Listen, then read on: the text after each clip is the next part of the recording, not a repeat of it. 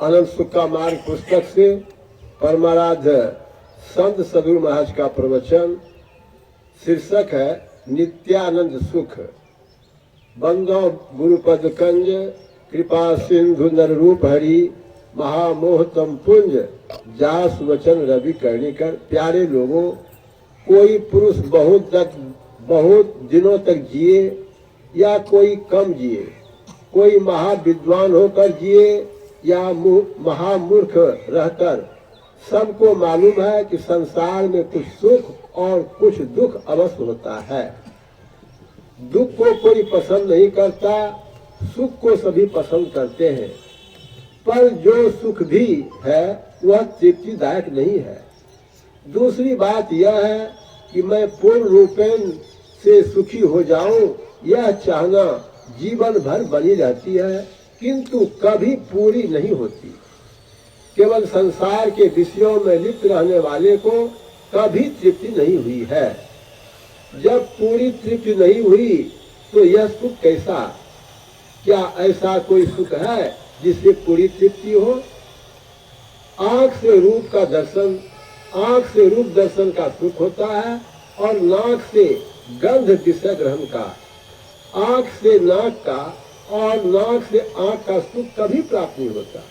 उसी तरह बाह्य अथवा अंतःकरण की इंद्रियों के द्वारा पूर्ण सुख नहीं मिल सकता। बाहर भीतर की इंद्रियों को छोड़कर जब चेतन आत्मा रहती है तब उसको पूर्ण सुख होता है। चेतन आत्मा का विषय परमात्मा है। उस सुख के बाद दुख नहीं होता और उससे परम संतुष्टि होती है। जन्मांध को नेत्र विषय का सुख नहीं होता।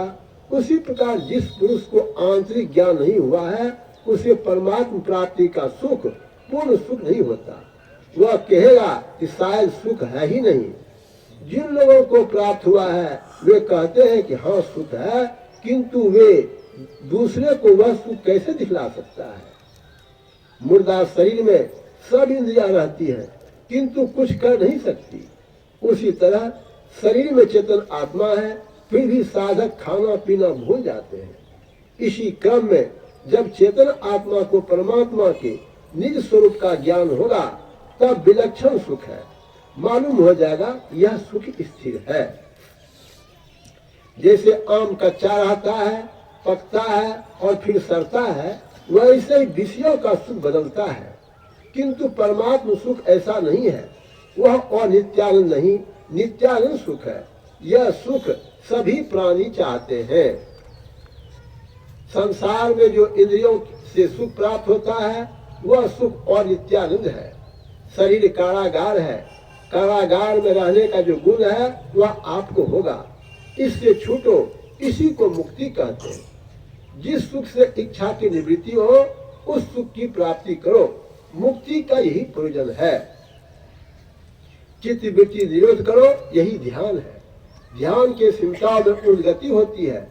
उत्तरोत्तर उन्नति होते होते अंतर के सारे आवरणों को वह पार कर जाता है। यह जीते जी होना चाहिए। इसी को जीवन मुक्ति कहते हैं। फिर शरीर त्यागने पर उसे विजय मुक्ति होती है। पुत्र नहीं है इसके लिए पुत्रेष्टि जग करते हैं तो पुत्र लाभ होता है। रामायण में कथा है कि दशरथ जी पुत्रेष्टि जग किए तो पुत्र हुआ। इसी प्रकार नित्यानंद की प्राप्ति के लिए श्रवण, मनन और निध्यासन कर समाधि प्राप्त करते हैं। वैज्ञानिक कहते हैं कि हाइड्रोजन और ऑक्सीजन मिला दो तो पानी हो जाएगा। ग्रंथ को प्रमाण मानो और करो नहीं तो क्या लाभ?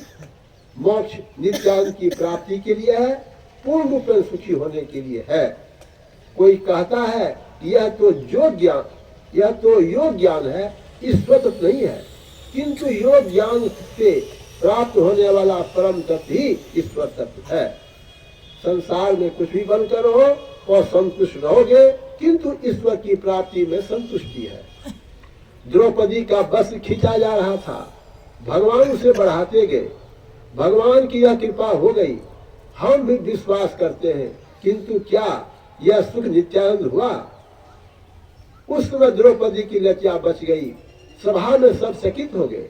किंतु फिर तुरंत वनवास, फिर लड़ाई और द्रौपदी के 5 पुत्रों की मृत्यु, क्या यही नित्यानंद है? नहीं, यह ईश्वर की माया है। नित्यानंद के लिए ध्यानाभ्यास द्वारा चित्त वृत्ति निरोध करो और ईश्वर को प्राप्त करो। किंतु ईश्वर कोई ऐसी चीज या पदार्थ नहीं जो आंख, कान या हाथ आदि से ग्रहण कर सकेंगे। जो चेतन के द्वारा जाना जाएगा वह परमेश्वर, परमात्मा, ईश्वर होगा। लोग प्राणायाम करते हैं जिसमें हवा को खींचना, रोकना और छोड़ना होता है, पर ध्यान में मन भागता है, समेट कर लाते हैं। इस तरह प्रत्याहार करने से होता है ध्यान। मन चंचल रहता है तो वायु भी तेज रहती है, मन स्थिर रहता है तो वायु भी स्थिर रहती है। इससे ज्ञात होता है कि मन स्थिर होने से वायु भी स्थिर हो जाएगी। भगवान कहते हैं कि मन पर काबू करने के लिए एक तत्व का दृढ़ अभ्यास करो, यानी पहले जप पर स्थिर करो, इसके आगे देखे हुए रूप का ध्यान करो, जिससे विशेष स्थिरता होगी।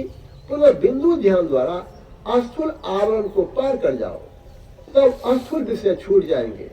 ऐसा करते करते भोग वासनाएं छिड़ जाती है। कोई एकांत में जाकर बैठे और सज्जुक्ति नहीं जाने तो वह मनोजय करने में समर्थ नहीं होगा। सज्जुक्ति अर्थात अध्यात्म विद्या की शिक्षा भी जरूरी है।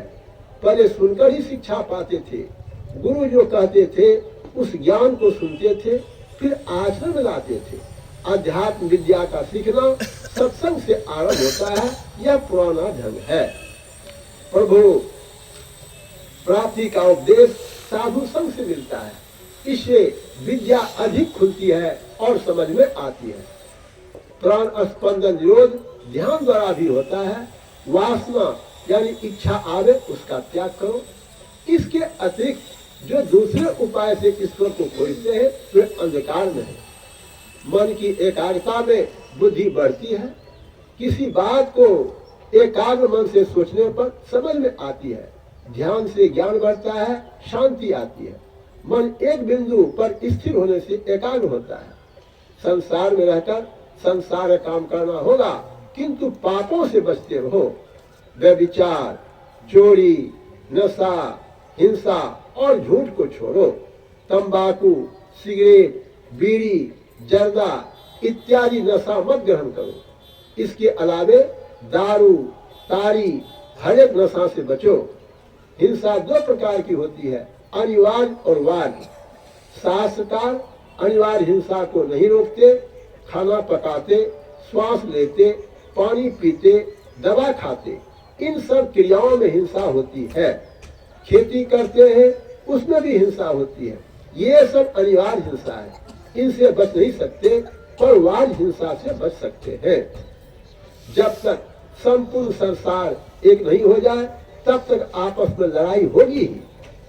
देशों के बीच जैसी पंचायत होनी चाहिए वैसे नहीं होती।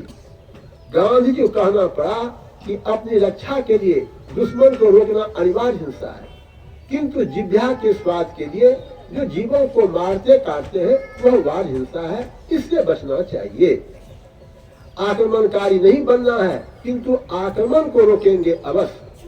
एक ईश्वर में विश्वास रखो, 5 विधि कर्म को करो और 5 निषेध कर्म व्यभिचार, चोरी, नशा, हिंसा और झूठ का त्याग करो। सत्संग करो और ध्यान करो। बोलिए प्रेम से गुरु महाराज की प्रवचन दिनांक 28/11/1949 ईस्वी को श्री अजब लाल जी के निवास स्थान पर मध्याह्नकालीन सत्संग में कटिहार में हुआ था। श्री सद्गुरु महाराज की जय।